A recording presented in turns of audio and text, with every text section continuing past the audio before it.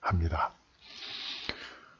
광개토대왕 얘기를 좀 더 해보겠습니다. 그러니까 그 광개토대왕은 역사를 매우 중시했는데요. 지금도 제가 역사를 강의하고 있습니다만 역사가 갖고 있는 어떤 큰 힘의 하나는 결국 사람들을 하나로 묶어주는 역할을 하는 거죠. 즉 역사적 정체성을 부여함으로써 우리를 개별적인 뿔뿔이 흩어진 개인이 아니고 한국이라고 하는, 한국 문화라고 하는, 한국 역사라고 하는 그런 뿌리에다가 우리를 묶어두는 그런 역할을 합니다. 주몽은 그런 점을 주몽이 아니고 광개토대왕은 그런 점을 잘 이해하고 있었다. 그래서 광개토대왕은 자신이 왕을 하면서 고구려 앞에 여러 왕들의 비석을 다 새로 만들었습니다. 자, 왜 새로 만들었을까요? 핑계는 비석이 낡아서라고 했지만 아마 실제는 좀 다른 배경이 있을 것 같습니다. 그 다른 배경이 뭐냐면 역사의 통합이라고 하는 거죠. 이게 무슨 말씀이냐면 실제 지금의 그 삼국사기를 보면 여러분은 볼 기회가 없었겠지만 우리가 이렇게 그걸 연구해보면 제가 연구를 해보면 고구려의 여러 왕들 중에서 고구려의 태조왕이라고 하는 왕이 있습니다. 그 태조왕 이전의 왕들은 다 성을 해씨라고 했어요. 그리고 나서 태조왕부터는 고씨로 나옵니다. 그런데 고구려의 맨 위에 처음 시작한 왕 주몽은 무슨 시라고 합니까? 고씨라고 하죠. 그러니까 이것은 결국 무엇을 반영하는 것인가? 고구려는 이름은 고구려이지만 광개토대왕 이전의 고구려는 적어도 두 개의 왕조가 교대해 가면서 지배했다는 그런 뜻이 됩니다. 근데 그런 역사는 신라에도 있고 백제에도 있고 많은 고대 국가에 다 있습니다. 그러한 흔적을 광개토대왕은 지울 수 있는 데까지 지우면서 하나로 통합하고자 노력했던 것이 아닌가 싶습니다. 그러니까 해의 자취를 지우고 주몽의 자취를 강조하는, 즉 고씨의 자취를 처음부터 끝까지 일관된 것으로 설명하려고 하는 그런 의지가 결국은 광개토대왕에게는 앞에 있던 왕들의 비석을 다 새로 만드는, 버리고 옛 비석을 버리고 새로 만드는 새로운 역사, 새로운 계보로 그들을 편입시키려고 하는 노력을 했다 하는 것이고요. 그리고 이제 또 하나 그보다도 더 중요하게 생각할 수 있는 것은 광개토대왕의 사상이죠.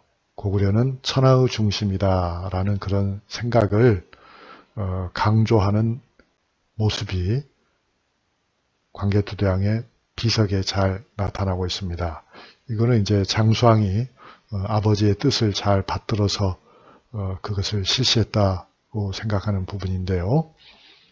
장수왕뿐만 아니라 말씀드린 것처럼 광개토대왕이 남긴 여러 신하들, 광개토대왕의 신하들이 한 거죠. 그건 결국 왕릉을 누가 지킬 것인가 하는 문제인데요. 이 광개토대왕 비석에 보면 광개토대왕이 그동안에 여러 전쟁을 치르면서 이겼죠. 이길 때마다 포로를 잡아왔습니다. 그러니까 다양한 종족적 배경을 가지고 있는 포로들, 이 포로들이 함께 광개토대왕의 비석을 지키게 한 겁니다. 그것은 결국 무슨 뜻입니까? 광개토대왕의 묘는 우리 고구려 사람만의 묘가 아니다. 광개토대왕의 발길이 미쳤던 그 많은 지역 사람들의 공동의 왕이다. 다시 말하면 고구려는 천하의 지배자다. 천하를 지배한 그 가장 위대한 왕이 광개토대왕이다 하는 것을 명시적으로 드러낸 부분이다. 이렇게 볼 수가 있죠. 그래서 이제 이 수묘인성책은 광개토대왕의 비만 그렇게 한 것은 아닐 겁니다. 유감스럽게도 선대의 비석들이 지금 남아있지 않습니다만 고구려의 다른 왕들의 왕릉도 고구려 사람만 지키는 것이 아니라 다른 여러 종족들에게 그 의무를 줌으로써 고구려가 천하의 중심이라고 하는 것을 아주 분명하게 드러냈던 것이 아닌가 하는 생각이 듭니다. 그래서 이제 고구려는 일종의 주변 종족들에 대한 세뇌 정책을 했다고 볼 수 있는데요. 그게 상당히 성공적이었습니다. 그건 뭘 보면 아냐면 나중에 고구려가 망했을 적에 고구려의 부흥을 꿈꾸는 대조영이라고 하는 인물이 있죠. 고구려의 귀족이었죠. 고급 귀족이었죠. 그가 누구와 함께 고구려를 부활시킵니까? 말갈족과 함께 부활시키잖아요. 그 말갈족이 누굽니까? 그 말갈족이 바로 광개토대왕의 고구려의 한 말하자면 이민족 구성분자들이죠. 그러니까 그 발해 사람들, 말갈족들은 고구려를 자기네 나라라고 생각을 했던 겁니다. 그래서 종족은 다르지만 그래서 대조영과 함께 발해를 건설하는 거죠. 이후에 요동에서 등장한 다른 나라들, 예를 들면 거란족이 세운 요나라 같은 경우에도 보면 그들의 역사책을 보면 자기들은 고구려 후예다 이렇게 나와 있습니다. 또 금나라의 경우도 우리의 조상은 고구려다라고 되어 있거든요. 이렇게 보면 고구려가 천하의 지배자라고 하는 그런 생각들은 고구려가 지배했던 다른 북방의 종족들도 수용했던 것이 아닌가 분명해집니다. 그리고 그러한 말하자면 통합적인 문화적 설득 작업에서 가장 큰 업적을 세운 인물이 바로 광개토 대왕이었다는 것을 여러분이 꼭 기억했으면 좋겠습니다. 그래서 결국 광개토 대왕은 정복군주 이상이라는 거죠. 광개토 대왕은 역사적 통찰을 바탕으로 해서 새로운 고구려 역사를 시작했다. 그리고 그것은 매우 성공적이었다 하는 점을 강조할 필요가 있습니다. 그래서 비문 가운데는 이런 귀절이 나오거든요. 왕이 악한 무리를 제거하자 백성들은 생업에 힘써 평안을 누렸다. 즉 사실 광개토 대왕의 시대는 전쟁이 끊임없이 일어나고 있었지만 그 시기를 고구려 사람들은 평화의 시대로 기억하고 있다는 것이 매우 흥미롭죠. 또 다른 구절도 눈에 띕니다. 나라는 부강해졌고 곡식이 잘 여물었다. 즉 부강한 고구려의 모습입니다.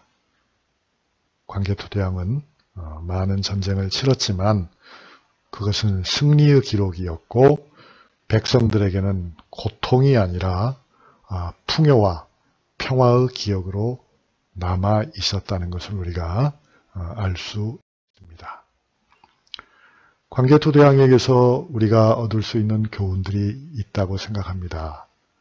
그것은 무엇보다도 광개토 대왕과 같이 지도자가 현명하다면 설사 큰 위기가 닥쳐왔을 때조차도 그것을 기회로 바꿀 수 있다는 것이죠. 자, 오늘의 여러분은 어떻습니까? 위기의 시대를 살고 있나요? 그렇다면 우리가 좀 더 지혜로운 사람이 되도록 노력해야 되겠습니다. 그 중에 한 방법은 저와 함께 한국의 역사를 공부하는 거겠죠. 자, 이제 그림을 좀 보시는데요. 이거는 오늘날 우리가 장수왕릉이라고 생각하고 있는 장군총인데 역시 광개토대왕 비석에서 그렇게 멀리 떨어지지 않은 곳에 있습니다.